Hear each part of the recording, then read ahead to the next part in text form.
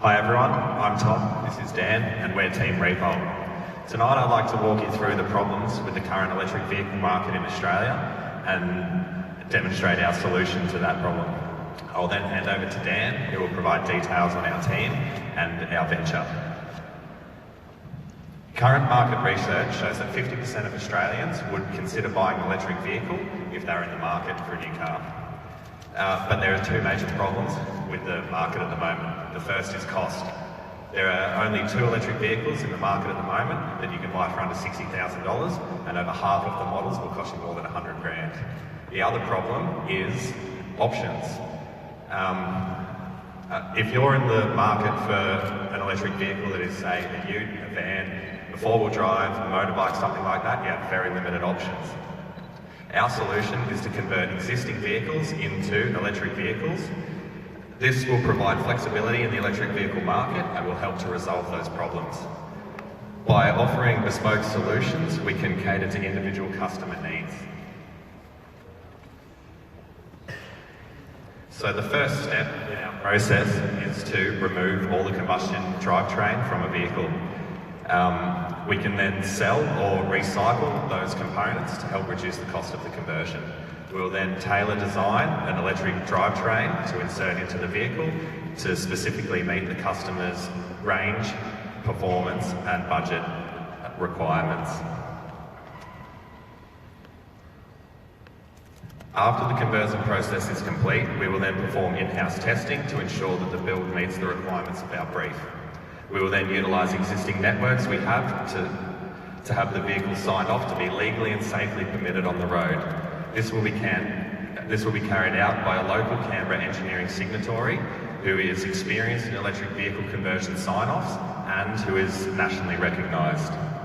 The final step to having the vehicle registered at this point is to obtain roadworthy. At that point, the vehicle is ready for the roads and is a safe, legally drivable vehicle. Revolt will also provide ongoing services such as routine maintenance, sales and upgrades.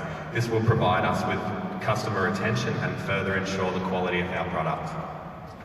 Before we can focus on customer retention, we first need to figure out who our customers actually are.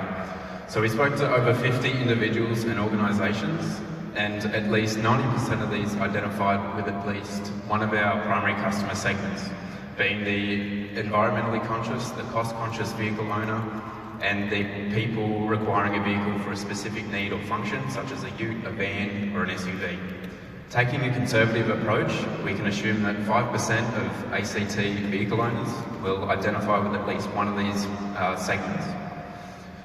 This translates to approximately 100 sales in the first year of our operation, and this provides more than enough revenue to grow our business from startup. We'll reach our customers via social media by building online communities and utilising targeted paid promotions.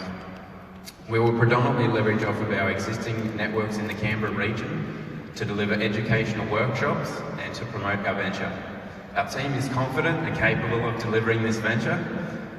We have over 15 years of shared experience in the electrical industry. We're both with backgrounds of electrical engineering and business disciplines. We have experience in emerging technologies such as the energy storage, solar generation, and more recently the electric vehicle charging network in the ACT. We have developed detailed designs for a range of electric vehicle conversions and have already submitted a proposal to a local organisation for an electric vehicle conversion. We are currently developing a functional prototype to demonstrate the technology's capability and our capability as a venture. Next one. We are asking for $7,000 to go towards our venture startup costs and to also develop our functional prototype of an electric motorcycle, and we'll also utilise it for marketing and promotion. The prototype will be delivered within the first month, and the marketing campaign will continue for 6 months. Every extra dollar of funding received above Tier 1 will be allocated to marketing for increased customer reach, translating into more sales. By participating in this program and receiving the targeted seed funding, we hope to kickstart our venture a lot sooner and utilise our personal finances to further enhance and develop the venture. Let us provide you with Are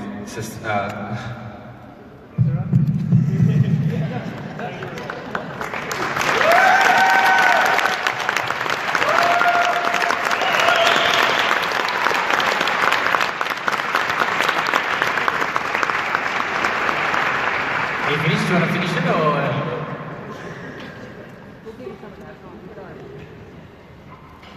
Let us provide you with suitable electric vehicles tailored to your needs. Consider Revolt for your next vehicle.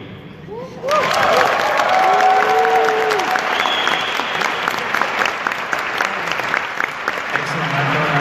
I think everyone in the room is asked the same thing, and that's how much. How much does it cost to do a retrofit of an electric motor into a vehicle?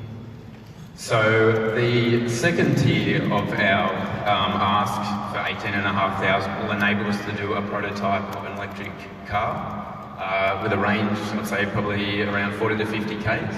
So the cost of that will be around $15,000.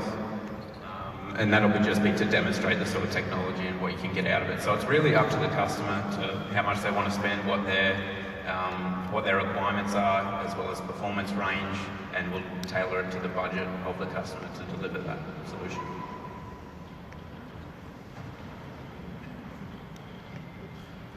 Hi. Having some friends that did the LPG gas conversion many years ago, their biggest issue is with their insurers. Is this going to be a problem, or how are you going to address that?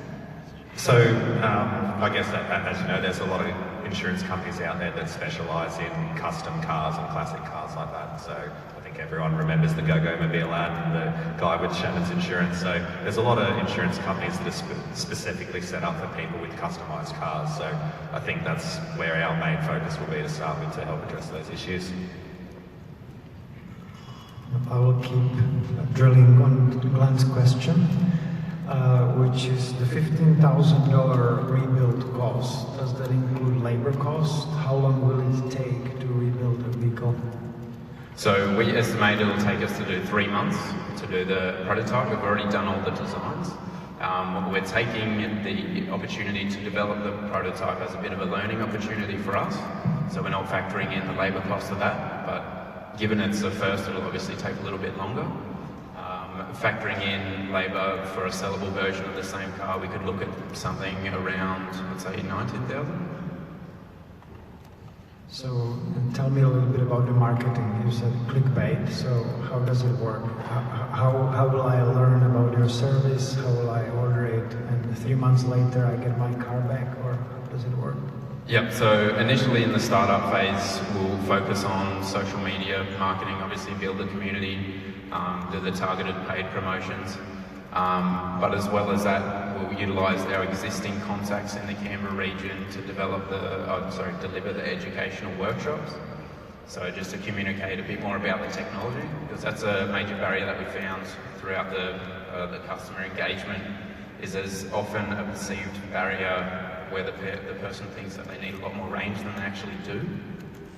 So yeah, utilising the existing connections to further spread the technology and our capability, so you won't just be clicking on annoying ads. Can I ask about your competitors? You mentioned that you had an engineer you were working with who was experienced in conversion sign-off, which tells me there's somebody else already doing this, so can you tell me a little bit about that? So he's actually a mechanical engineer, and he's, so I guess other engine swaps are quite common. If you have a car with a blown engine, you swap the engine for a new one, and he does sign-offs for that. So it's a very similar process, but I guess he doesn't have the electrical engineering background, so building and designing a battery pack, pairing that with the appropriate size electric motor and things like that. So I guess there are other competitors, but we are lucky enough to have gone through the IACT 17, so I hope that helps us out a bit too. Who do you think your customer is? Do you think you're aiming for an older me? I drive a diesel, which is a bit of a problem. I've looked into electric, but the problem for me is actually distance. So I'm not your customer because I need something that goes a lot further than what it currently does. So who do you think your customer is? So we actually think we're pretty lucky here in Canberra. It's got a pretty big commuter base, so I think electric vehicles are very well paired with the commuting style of drive. So if you have a car that you're just driving 9 to 5, Monday to Friday, and it sits in the garage on the weekend, this is a perfect solution for you. I just wanted to ask a quick question about when you say bespoke, all of a sudden the scale goes out the window. So I was wondering whether you'd thought of maybe specialising in one car, for example, like looking at what the #1 selling car in Australia was 5 years ago and designing it around that car. Yeah, definitely. So the benefit comes in with once we do a car of a certain make or model, then every car after that is basically the same. The only thing that changes is the customer requirements. So if you have a longer range, you will need more batteries, or you might need a bigger motor, but it's basically all the same. And even across similar models, so you could look at small size sedans and they'd have similar design requirements across the range. Yeah.